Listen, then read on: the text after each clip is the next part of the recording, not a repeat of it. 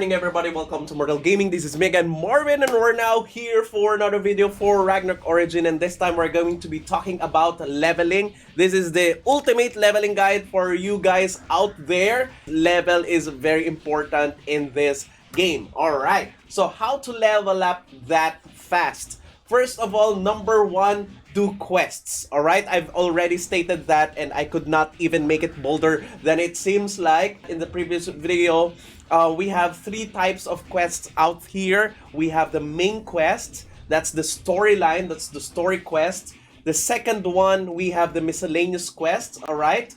And the third one, we have the adventure quests. We have a lot of adventure quests. This one gives you so much experience, and if you want to level up fast, particularly on your first day, second day, third day in this game, you should be doing quests mainly. Because, of course, in the beginning, you don't have that much killing capability, so you would be relying mostly on your quests.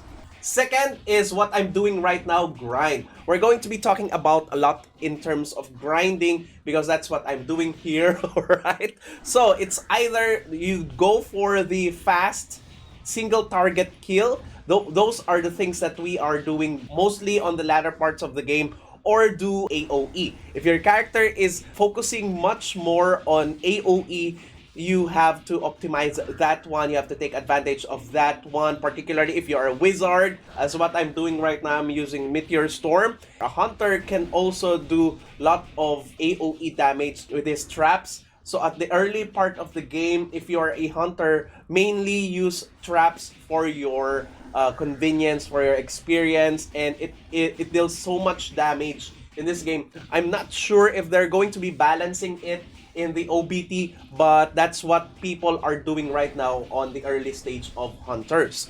If you are, a priest, then use also AoE using your Magnus Exorcismus. And if you are those types, strength types like the swordsman or knight or an assassin, then go for single target kills. You kill much faster when you put DPS on single target. So search for those parts of the monster glossary wherein you could actually kill faster on a single target. Alright? So next one, always go for a party. As you can see, lots and lots of experiences in my head. Coming in my head. That's because of our party. So always go for the party. Why? Because when you go for a party, you are actually getting bonus experiences. It says here, 2-member party gives you 20% bonus experience. 3-member party 30, 40, and 5-member party is a total of 50% more job and base experience. So always go for a 5-man party. So next, always use candy. So what are the things that I am using right now? The ×3 candy shows here, alright, on the upper left part, ×3. So when you're using candies, your combat time gets used up 3 times or 2 times if you're using a ×2 candy, but you get double the experience. And in my experience, this one is better because the more targets that you could kill in just a short amount of time would be doubling or tripling in terms of experience. And your food would last the whole combat time allotted for that day. So you wouldn't need more food because one food buff would be only giving you that buff for only 1 hour or 60 minutes, right? So if you could finish your combat time, because you have 150 minutes of combat time, if you could finish that combat time in a lesser amount of time, then it would be cheaper for you to eat only one set of food. Next, determining which food you would be eating. Okay, so in my opinion, in my case, I have 2 choices: more damage or faster cast time. I'm using faster cast time so that the meteor drop on my enemies would be doubled or overlapped, so that it would have higher chance of stunning them and lowering the chances of me getting hit. So that is in my opinion. If you are focusing on, of course, single target DPS, then more damage is your priority. Okay? Then you have to go for the converters. If you are an attacker, you have to take advantage of the elemental advantage or disadvantage of your enemies. So if you are fighting most of the undead or ground monsters, of course, it would be better for you to have an elemental converter, which is fire, of course. Alright, so you have to duplicate that. Most of the elemental converters out there that has been crafted by blacksmiths would last for 1 hour. So in my opinion, that is going to be better. Next is the cards. The use of cards is very important here. So if you have those set of cards that would be increasing your damage versus the size of that monster you're attacking, then it would be much better in terms of element and in terms of race. So don't forget that. The faster that you kill a monster would be meaning you get much more experience throughout that grind time. Alright?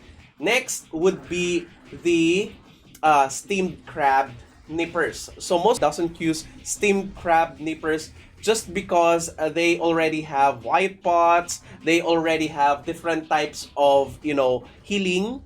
But in my opinion, the SP and the HP that this one gives in just, just 2 stars, you only need 2 stars. This one gives out a lot more in terms of HP and SP as compared when you are just using an advanced what do you call that one? An advanced blue potion or a white potion. In my opinion, I'm not needing any white potions now because of that steamed crab nippers.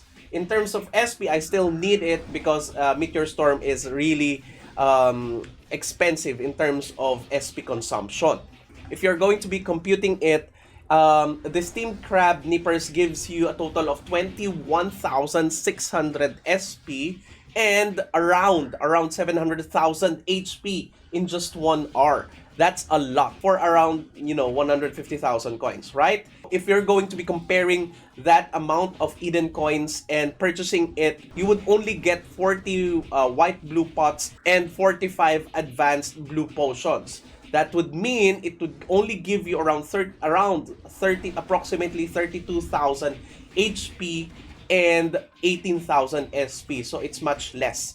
So I think the crab nippers give so much value, so don't forget about that. Next is your pet. We have two different types of pet. We have the attack pets and we have the tank pets. The only tank pet that I can actually suggest would be the Earth Lord, because the Earth Lord, as you can see, attracts a lot of monsters around the map. And it gives you a lot more value in terms of your AoE damage. Now, if you have an AoE damage monster, that is also good, but be aware that the pets also, take damage and they also use up SP. So it's much better if you're going to make them eat this. Where is it? I don't have it anymore. This one.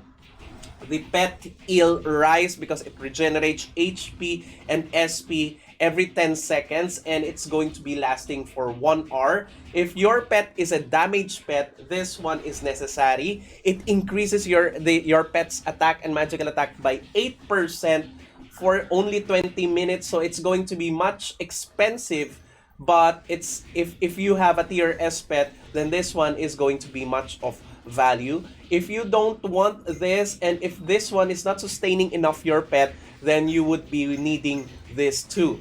But in my opinion, in my case, I only needed the pet eel rice. All right. Next would be the Imperium Blessing. Once you have already joined a guild,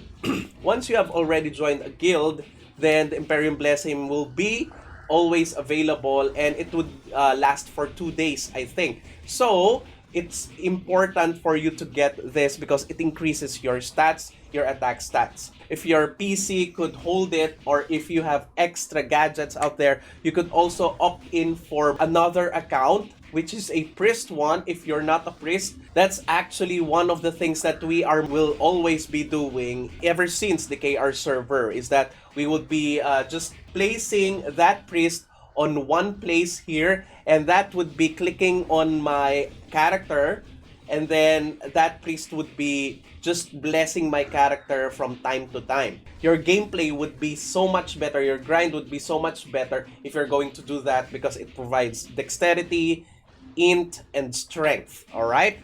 Next part would be Oracle Teaching. What is Oracle Teaching?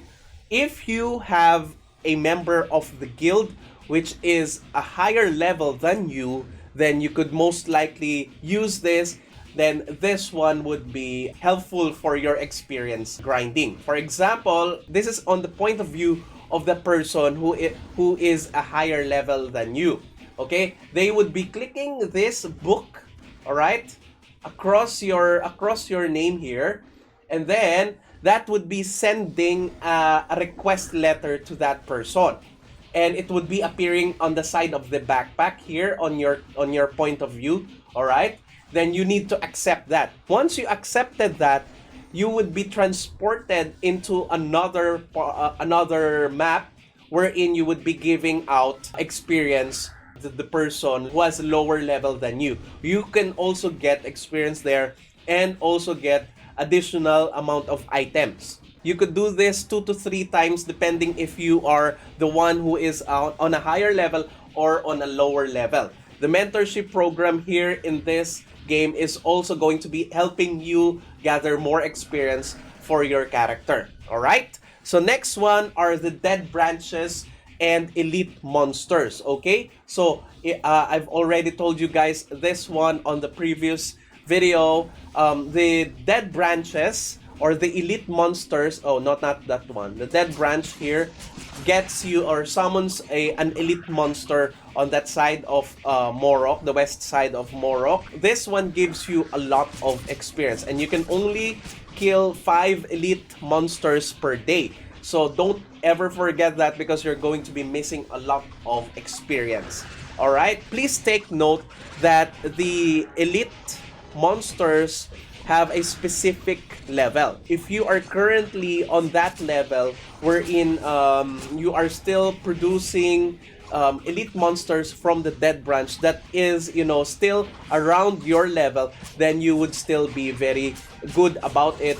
But if you will be producing those elite monsters that are on the lesser, more than 10 levels below you, then you need to find another set of elite monsters that would be on another level as you. Okay? This is going to be happening when we hit level 80s. Alright?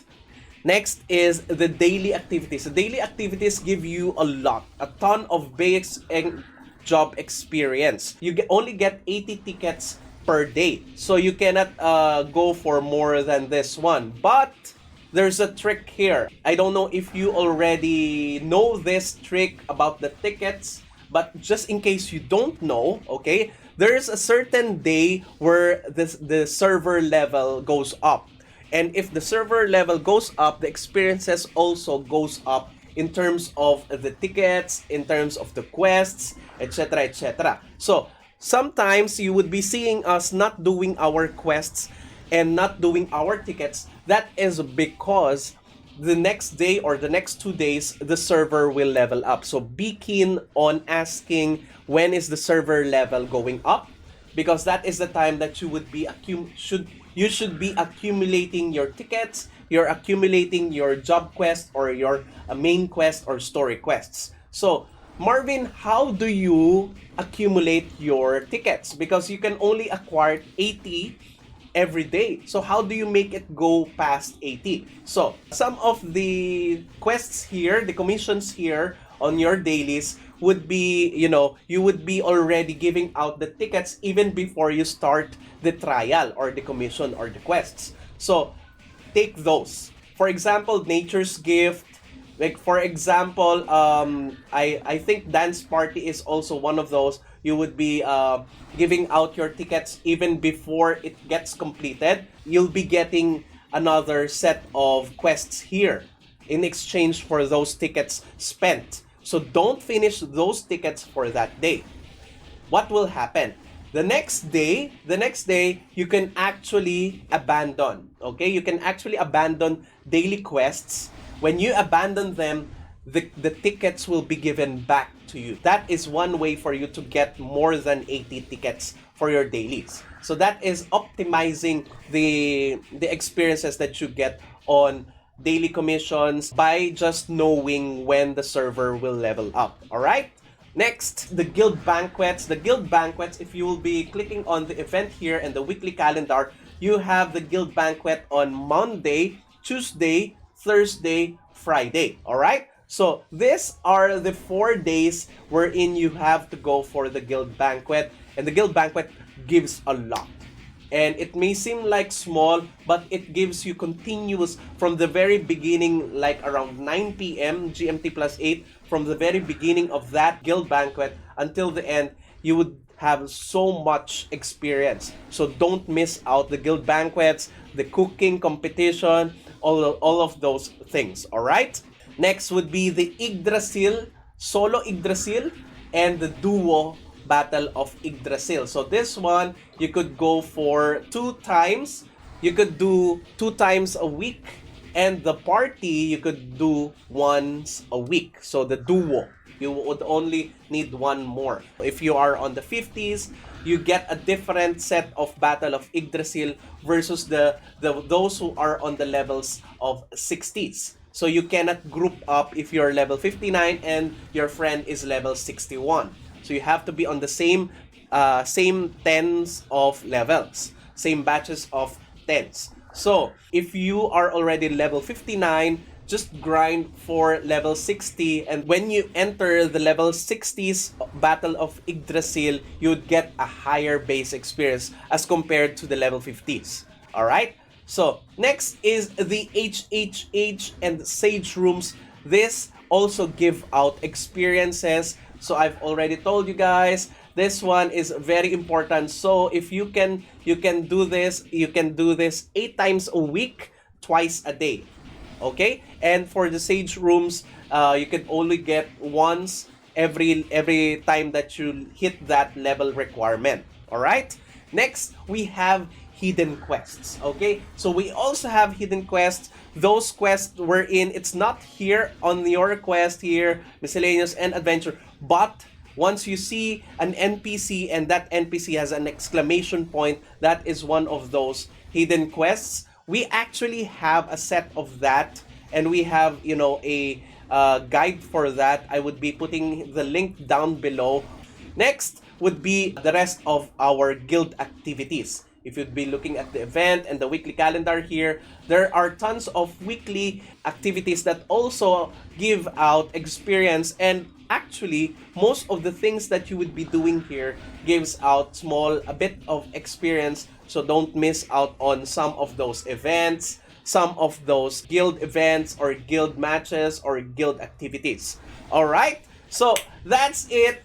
I do hope that this video has helped you. I'm sure that there's a lot more tips out there that I have missed, and if you have that, kindly please comment it down below. We really appreciate most of your help in this channel and on this guide. Thank you everybody for watching. If you haven't subscribed to my channel, please do subscribe. If you happen to like this video, please do leave a like. Share this to your friends and click that bell notification button so you get notified every time I upload a new video, start a new stream, or a new content. That's it. See you again on the next video. Bye-bye!